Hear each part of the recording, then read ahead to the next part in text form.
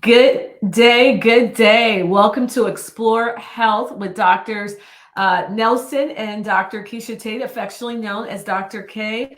We're so excited to be here with you guys today. We are launching our show, our podcast, our station and channel with you guys, just sharing in a casual atmosphere some of our personal stories and experiences, our educational background.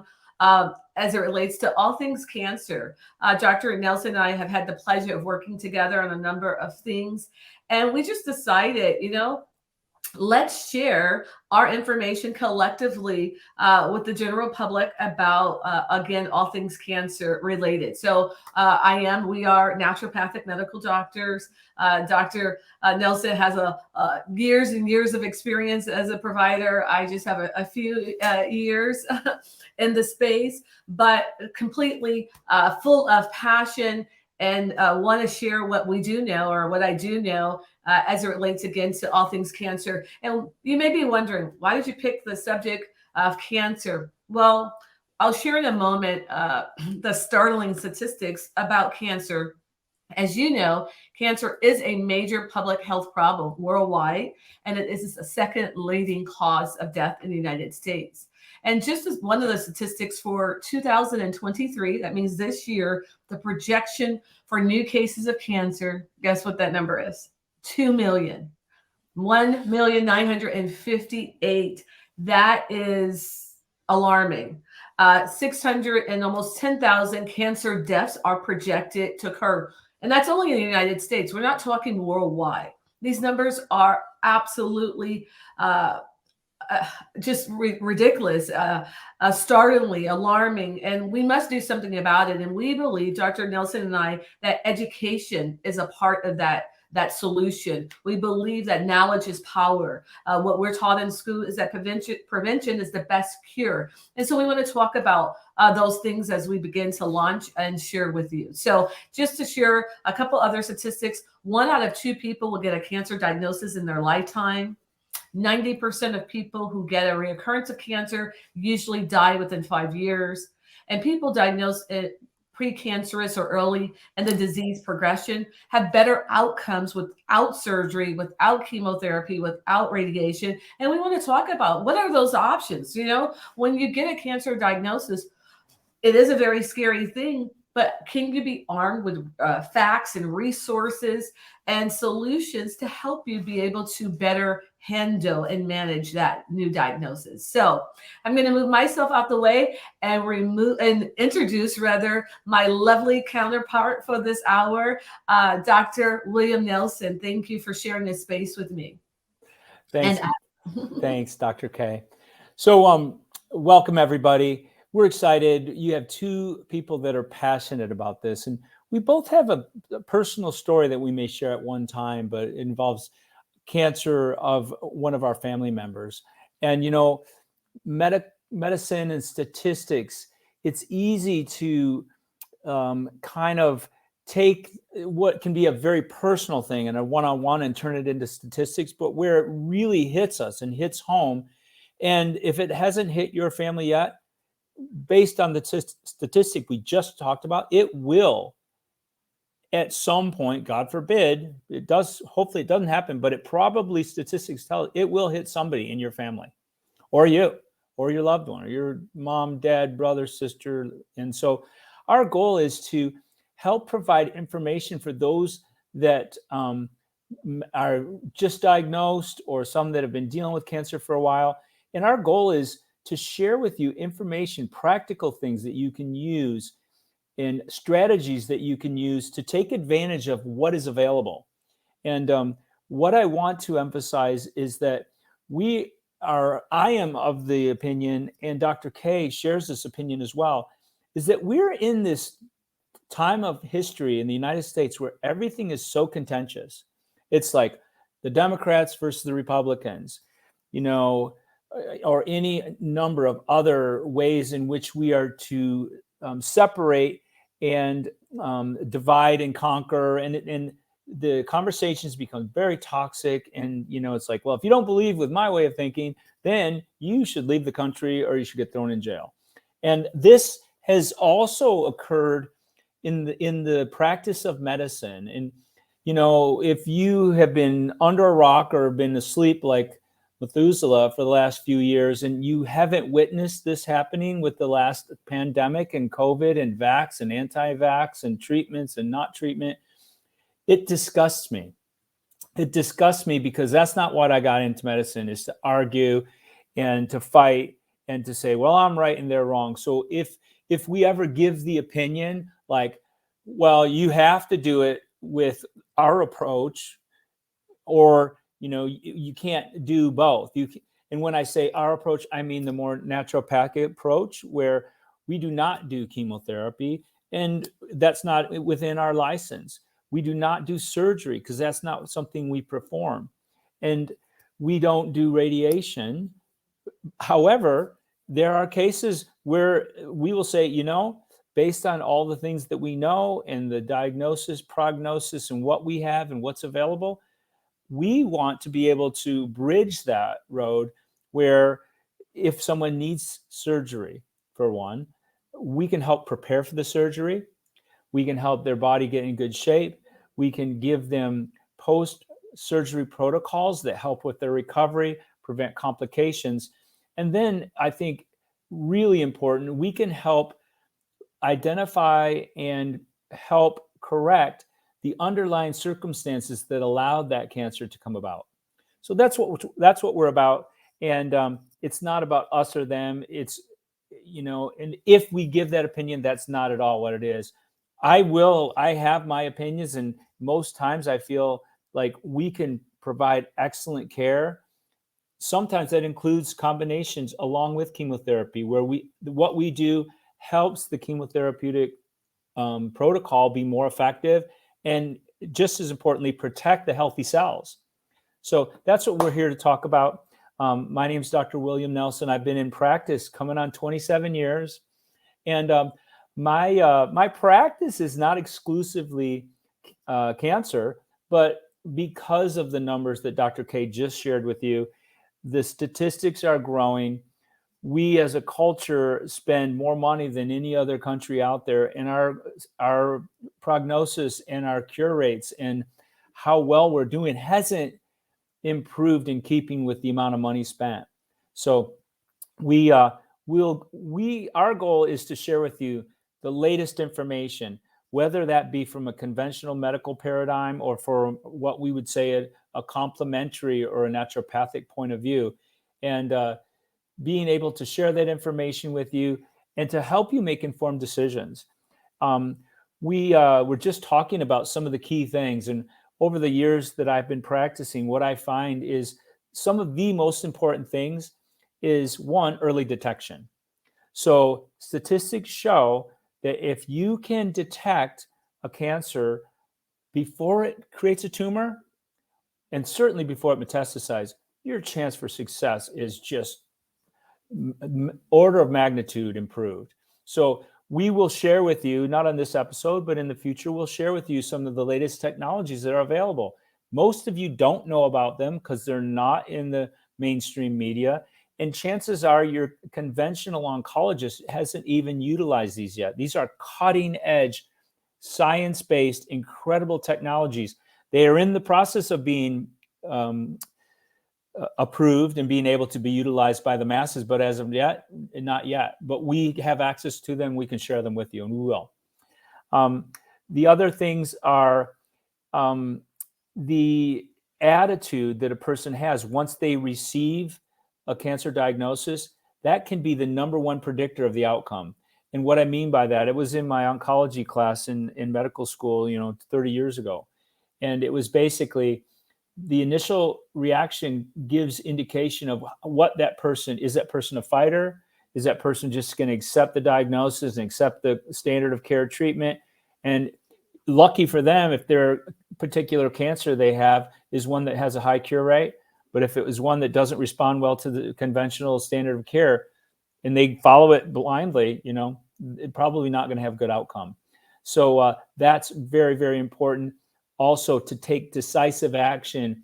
And if you could create your own team, you're probably not going to find in the best cancer protocols and the best complementary cancer care, you're probably not going to have a single provider be able to provide everything that you need.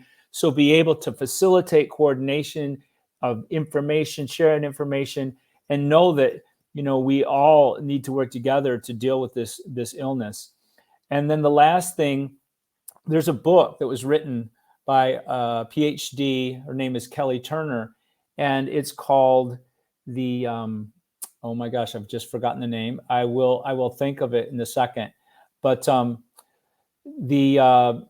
book highlights the key things that have been found when a person has a cancer and is told that it's terminal.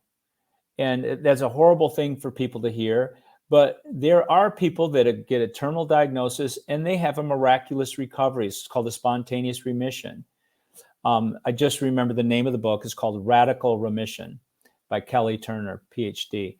And it's quite fascinating that in this book, she highlights, and she went out as a scientist and studied all these numbers of people in the hundreds that had these spontaneous remissions and radical remission of incurable disease. They were supposed to die, gave them the period of time that they were going to be predictably deceased, and went out and interviewed them and found out all the things they did, and then was able to tabulate it as a scientist and came up with a common, I think 10 or 12 different items.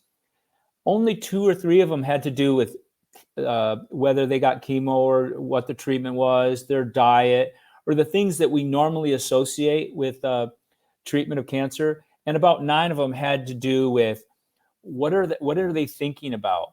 What is their spiritual perspective? How do they get a sense of accomplishment, and how do they spend their life? What is their driving motivation? What is their support network?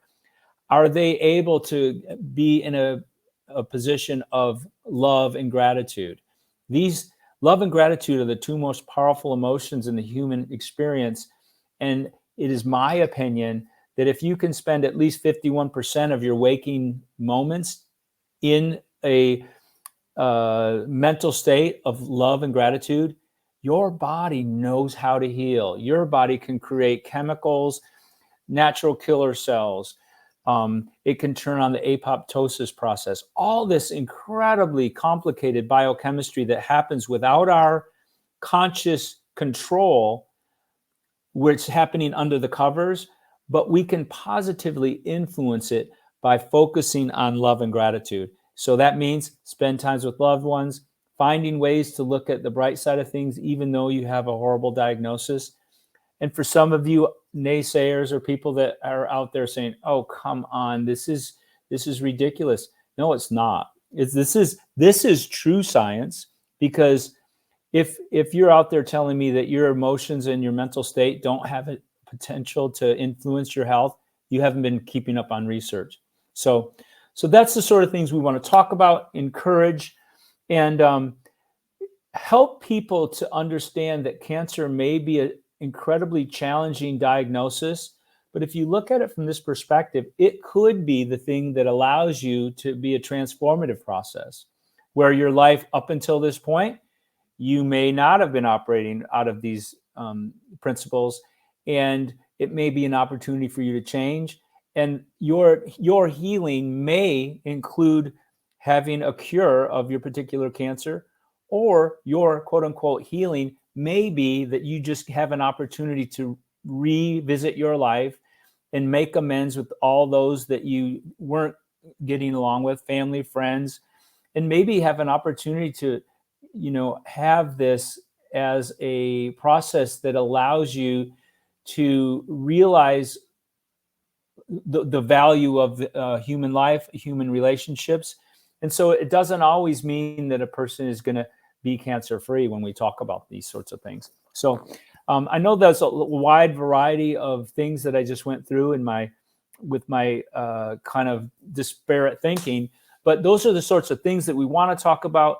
We feel it's going to be interesting, and we want to open up our podcast to people. If you're out there listening and you're like, well, I'd really like to know about this particular treatment, or I'd like to learn about this aspect of cancer or diagnosis, evaluation, please reach out to us. You can reach us at the end of the podcast on our show notes. You'll see how to get a hold of us, and we welcome that. And I think our podcast is only as valuable as how many people are listening and whether or not the information they're coming on and hoping to see we provide. And the only way to do that is to be open to what your suggestions are. I've been working in this field for 27 years. I know a lot about it, but it's from a doctor's perspective. I've never had cancer. So with that, we want to make sure this is valuable to you. So we plan on having quite a few of these, and this is just the introductory one. And so thank you all for joining. And Dr. K, you have anything else to add? Yes, thank you. I was taking notes about things that you were sharing. It's never a time where I'm in your presence that you don't drop gems, as I call them. So thank you for sharing so many gems. That book, again, is Radical Remission by Dr. Kelly Turner. You mentioned some things that most providers don't even think of that. I've never heard a doctor, and I've been on many calls and in rooms with many loved ones for their cancer cure treatment. And I've never heard a provider talk to them about mindset, about being in a space of love and gratitude. Like, what? That is so powerful. Just that slight shift right there. I'll never forget. Well, that's probably for another subject, but yeah, mindset is so important for sure. So as we like to do, we're starting this tradition at the end of every one of our recordings or calls or podcasts. We would like to leave you with some keys to build health, because again, we believe that prevention is cure. So one, we believe in hydration. Hydration, that's not Gatorade, that is not vitamin water. I've heard patients say, shouldn't Gatorade count as my water for the day? Nah, and absolutely not. Pure water, half your body weight in ounces. So in other words, if you weigh 200 pounds, you should be drinking 100 ounces of water per day. So it equates to about 7 ounces or 7 bottles of the 16.9 things of water, I believe. Hey, can I interrupt or interject? So tell us about what kind of water. Does this mean tap water? Does this mean, tell me, what do you think? That's a great thing. And certainly we could have a whole podcast about the quality of water, right? Probably should. Yeah, that would be. Have you read that book? The Shocking Truth About Water. Yeah, I've read some, but one of it, I'll tell you my opinion, and you can share. You can get bottled water, you can do all these sorts of things, and the one that I found the most effective and most economical is something called a Berkey water filter, and Berkey is it's in a stainless steel container. You pour it into the top vessel, and it filters through. It's a carbon block. And then it has another portion that takes out the fluorocarbons. So all of those things. So it's Berkey, and that's what I have in my home. And I learned about it years ago, and it's one of the most effective and economical forms of water purification. So you can just use your tap water and then put it through there, and it's going to come out pretty clean. And so that there are others, but that's the one that I've chosen. Yeah, no, thank you for sharing that. I think the bottled water industry is, again, something to be looked into for sure. I've seen all kinds of studies that show that they're kind of really tap water in most cases or a lot of cases. So I do like the Kangen machine. Yeah, that's a good one too, but that's more expensive probably. Yes, fortunately it was gifted to me. But Ooh, yeah, good. I know. Hey, tell me my birthday. They just missed my birthday. It's your birthday. But I'm going to look into the Berkey too, and certainly recommend I like it for sure. Yep. Thank you for sharing. So I think we're looking at replacing the filters. You got to replace those filters about once a year, and there are probably 300 to replace it. So it's not terribly cheap, but it's wonderful for what it provides for that value. You'll save money. I'm sure most people who buy cases and cases of water spend well over $300 in a year on cases of water. So, and I think a lot of the bottled water, even if it is from a very pure source, which is probably not, most of it's probably RO or filtered water, Yep. And that water oftentimes has a lot of reactive oxygen species, ROS. So that means that it's oxidized, and it very well also may be slightly acidic. And Right. if that water is sitting in a soft plastic, that there is a bit of that BPC or BPA that is dissolved into the water. So even though you think you're drinking something really pure, chances are it's not. Yep. I think we should do a discussion, a topic just on water one day. I think you're right. Yeah. And I think, just in my comment also, I think we should contact Kelly Turner. Kelly, if you're out there listening, we'd love to have you on the podcast so you can share with us the wonderful findings of your book. So we'll be reaching out. Yes, I love that. And the other things, going back to the 3 keys to building health: hydration, drinking half of your body weight in good water, clean water, pure water through a Berkey system, a Keegan, or other natural good quality waters out there. Yeah. The other thing is, the second, eat real food, and that's food from dirt, food from a healthy animal. When people say, I'm going to, you fill in the blank, the place with the yellow arch. Yeah. I'm like, how is that food? How do you even say food in the sentence with the yellow arch? Yeah. But, when people ask, or say they're going to go there, I say, I have a Happy Meal in my garage. It's been there for probably about 10 years now. And the cheese, I'm going to bring it out. The cheese is still in the hamburger. Yes. The French fries are still intact. They're just a little shriveled. But even the bugs don't want to eat it. No, when we first got them, I did this experiment with my daughters when they were younger, and they kept wanting to go to McDonald's to get a Happy Meal because their friends were going.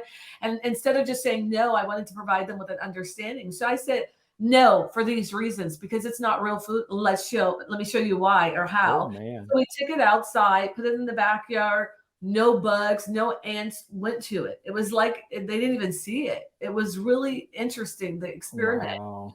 And so when I have gone to do speaking engagements on the weekends, we would take our Happy Meal. So the receipt didn't last. The black, the receipt didn't last, but the cheese has outlasted, and the padding has outlasted the receipt. Oh, man. That's just amazing. So anyway, real food from dirt and healthy animals, and sleep. It is underrated. Get at least 6 to 8 hours of sleep. I hear people all the time say, I'm good with 4 hours. Well, your cells told me to tell you they are not. And we could talk about, that's a subject that we're going to probably a segment that we'll talk about the whole time, how sleep is important, how it impacts not only your hormones, but so many other things when you are not resting and sleeping properly. Turn off the TV, move away those cell phones out of the bedroom, et cetera, et cetera. So 3 keys: hydration, drinking half of your body weight in ounces, eat real food from the dirt or healthy animals, and then sleep, get 6 to 8 hours of sleep each night. So if you would like to have a free 15-minute consultation with one of us, we're going to have it in the links below our calendar. So you can go to our website, so you can go to our calendar and book your 15-minute consultation appointment. Also, if you learned something here today, we want to know about it. Please drop it in the comments. Please like and share. If you feel that, again, this information could be valuable, helpful for a loved one or friend, please don't hesitate to share it as well. Remember, sharing is caring. So thank you, Dr. Nelson, for spending this time with us today, for imparting nuggets and practical things that we can incorporate into our lives today, not tomorrow, so that we can get health. Because remember, prevention is the key. Dr. Nelson, anything, a final parting word? No, that was beautiful. So we look forward to future episodes. Our next episode is going to be one where we're going to talk about the paradigm of health and disease, and that health is basically something that we can create, rather than the dominant medical paradigm is, well, let's wait till you get sick and then we'll treat the disease. So we're going to teach you how to create health. So tune into episode 2. I think you'll be pleasantly enlightened, so to speak. Thank you. Bye for now, but not forever. We'll see you soon. Be well.